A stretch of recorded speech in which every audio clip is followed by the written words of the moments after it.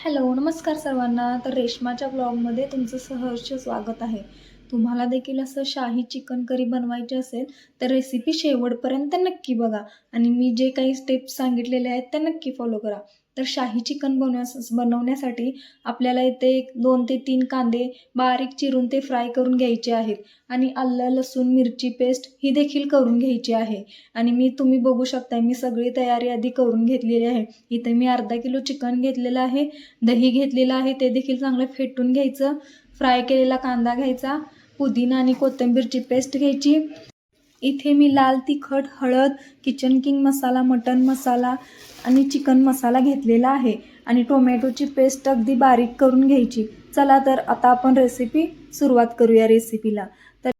तर सगळ्यात आधी आपण चिकन स्वच्छ धुवून घेतलेलं आहे.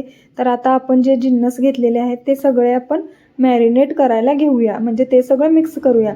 तर दही घेतलेलं आहे, बाकी जे मी सांगितलेलं साहित्य आहे ते सगळं घेतलेलं आहे. आलं, लसूण, मिरची पेस्ट म्हणा किंवा लाल तिखट, सगळे गरम मसाले, टोमॅटोची पेस्ट, फ्राय केलेला कांदा, हे सगळं आधी आपण चिकन मिक्स करण्याच्या आधी एकजीव करून घ्यायचं.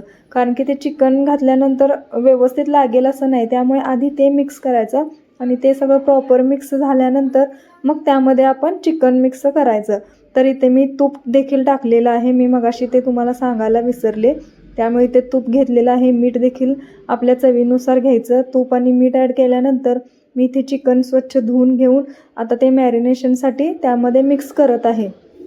ही झटपट शाही अशी चिकन करी अगदी 15 मिनिटात होऊन जाते. फक्त तयारी करताना आपण व्यवस्थित फास्ट केली की लगेच होऊन जाते.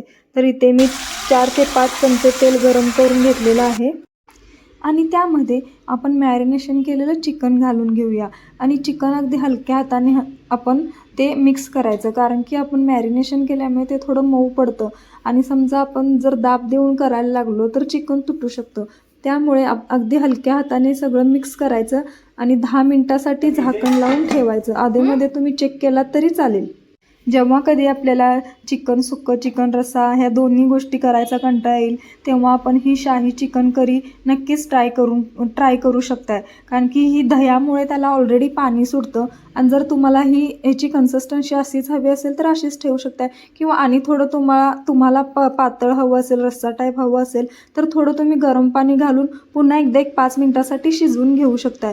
पण गडबडीच्या वेळेस जर भूक जास्त लागली असेल तर ही रेसिपी अगदी उत्तम आहे. पटकन होते आणि एकदम चविष्ट देखील लागते.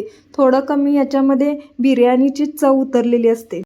तर मंडळी, जे कोणी माझा व्हिडिओ बघताय तर तुम्ही माझा व्हिडिओ पूर्ण बघा. कारण की यूट्यूबमध्ये मी नवीनच आहे. एक 2 महिने झालेले आहेत मला यूट्यूबमध्ये आणि मला तुमच्या सपोर्टची गरज आहे.